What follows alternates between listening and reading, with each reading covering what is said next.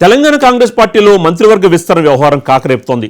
ఓవైపు పరిపాలనలో ఎదురవుతున్న సవాళ్లను ఎదుర్కొంటూ ప్రత్యర్థి పార్టీలను తట్టుకోవడంలో తంటాలు పడుతున్న రేవంత్ రెడ్డి ప్రభుత్వానికి మరోవైపు కేబినెట్ విస్తరణ అంశం సంకటంగా మారింది. ఎప్పుడెప్పుడా అని ఎదురు చూస్తున్న విస్తరణ రోజురోజుకి వాయిదా పడుతుండటంతో నేతల మధ్య మాటల యుద్ధం పెరుగుతోంది. ఇప్పటికే కోమటిరెడ్డి రాజగోపాల్ రెడ్డి మాజీ మంత్రి జానారెడ్డిని టార్గెట్ చేయగా లేటెస్ట్గా ప్రేమ్ సాగర్ రావు కాకా వెంకటస్వామి కుటుంబాన్ని కార్నర్ చేస్తూ సంచలన కామెంట్స్ చేశారు. ఈ వ్యాఖ్యలు కాంగ్రెస్లో కలకలం రేపుతున్నాయి.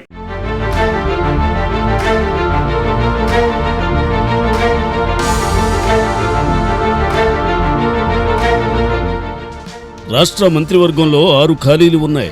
వాటిలో కనీసం 5 వీలైతే 6ని భర్తీ చేసేలా సామాజిక కుల సమీకరణలు, జిల్లాలకు సమాన ప్రాతినిధ్యం, రాజకీయంగా లభించే అంశాలను బేరీజు వేసి కాంగ్రెస్ హైకమాండ్ గత నెలలో తుది కసరత్తును పూర్తి చేసిందని వార్తలు వచ్చాయి.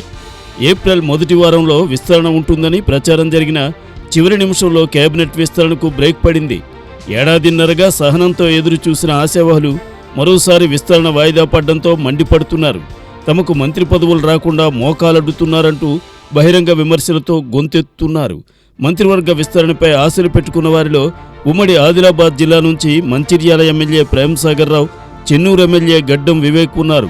తనకు మంత్రివర్గంలో చోటు కల్పించకపోతే ఉమ్మడి ఆదిలాబాద్ జిల్లాకు అన్యాయం చేసినట్లవుతుందని, తన గొంతు నొక్కే ప్రయత్నం చేస్తే సహించేది లేదని ఎమ్మెల్యే ప్రేమ్ సాగర్ రావు అధిష్టానాన్ని గట్టిగా హెచ్చరించారు.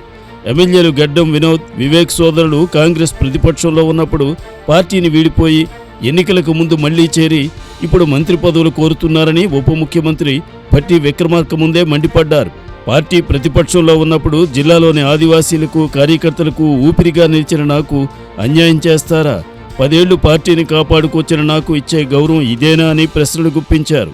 తనకు అన్యాయం చేస్తే భరిస్తాను, కానీ ఆదిలాబాద్ ఉమ్మడి జిల్లా ఆదివాసీ, దళిత, మైనార్టీల గొంతు నొక్కే ప్రయత్నం చేస్తే సహించేది లేదన్నారు.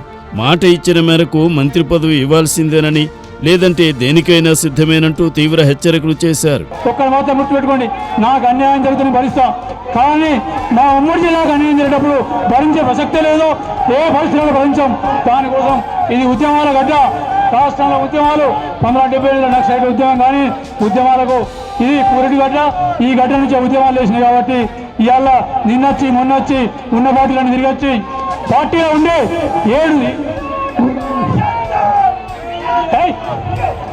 7 రోజులు బెల్లపల్లి ఒక పాదయాత్ర వేస్తే కనీసం 7 నిమిషాలు కూడా రాలేదు. వాళ్ళు ఇవాళ మంత్రి గురించి మాట్లాడుతున్నారు.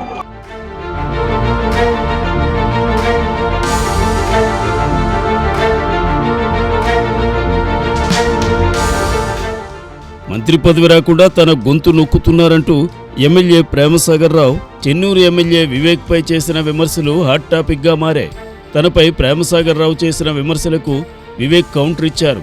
కాకా కుటుంబం అంటే సేవ చేసే కుటుంబమని, మా కుటుంబంపై పరోక్షంగా విమర్శలు చేయడం మంచి పద్ధతి కాదన్నారు.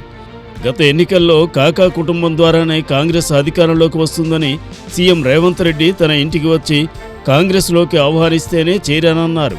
పెద్దపల్లి పార్లమెంటు పరిధిలో ఎప్పటి వరకు కాకా కుటుంబం నుంచే ఎంపీలుగా గెలిచి సత్తా చాటామని గుర్తు చేశారు. దమ్ము ధైర్యం ఉంటే నాపై పోటీ చేసి గెలవాలని బీఆర్ఎస్ మాజీ ఎమ్మెల్యే బాల్కు సుమన్ చేసిన సవాల్ను స్వీకరించి 22 రోజుల్లో ప్రచారం చేసి బాల్కు సుమన్ను చిత్తుగా ఓడించి సత్తా చూపానన్నారు. బీజేపీలో కేంద్ర మంత్రి అయ్యే అవకాశం ఉన్నప్పటికీ కాంగ్రెస్లో చేరానని చెప్పుకొచ్చారు. కొందరు పోలీసులను అడ్డుపెట్టుకుని బ్లాక్మెయిల్ రాజకీయాలు చేస్తూ పబ్బం గడుపుకుంటున్నారని ఆరోపించారు. అలాంటి రాజకీయాలు తనకు అసహ్యమన్నారు. నియోజకవర్గంలో ఏ నాయకుడు ఏం చేస్తున్నాడో ప్రజలు గమనిస్తున్నారన్నారు.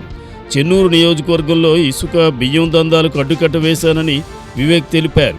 నాయకులు మంచి పనులు చేస్తేనే ప్రజల్లో గుర్తింపు ఉంటుందని, ఆ గుర్తింపే ఎన్నికల్లో గెలుపుకు నాంది అవుతుందని వివేక్ వెంకటస్వామి స్పష్టం చేశారు. నేనెవరే అడ్డుపడనికి, నేనెవరు మంత్రి పదవి ఎవరికి ఇవ్వనికి?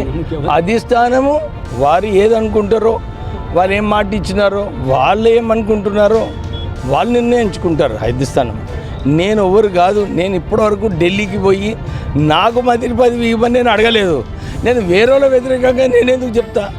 నాకు చెప్పేది అవసరం లేదు. పాపం ఆవేదన ఉండొచ్చు. అధిష్టానము పార్టీ ఎవరికి ఇస్తే మంచిగా ఉంటుంది, ఎవరికి ఇస్తే ఈ ప్రాంత ప్రజలందరూ కూడా సంతోషపడతారు. పార్టీని నిర్ణయించుకుంటుంది.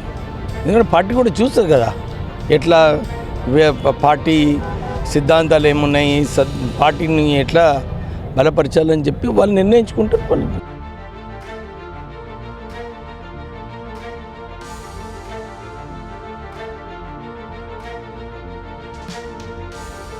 మంత్రి పదవులపై ఆశలు పెట్టుకున్న ఎమ్మెల్యేలు నోరు జారుతుండడంతో ముఖ్యమంత్రి రేవంత్ రెడ్డి సీఎల్పీ సమావేశంలో గట్టిగా స్పందించినట్లు సమాచారం. పార్టీ గీత దాటితే ఊరుకునేది లేదని సీఎం హెచ్చరించారు. పార్టీకి ఇబ్బంది కలిగిస్తే నేతలే ఇబ్బందులు ఎదుర్కొంటారని, పార్టీకి వ్యతిరేకంగా మాట్లాడితే లాభం కంటే నష్టమే ఎక్కువని హెచ్చరించారు. మంత్రివర్గ విస్తరణపై అధిష్టానం నిర్ణయమే ఫైనల్, దీనిపై ఎవరేం మాట్లాడినా ఉపయోగం లేదని సీఎం తేల్చి చెప్పారు. చూడాలి మరి ముఖ్యమంత్రి హెచ్చరిక మేరకు నేతలు నోరు జాగ్రత్తగా వాడతారో లేక స్వరం పెంచుతారో.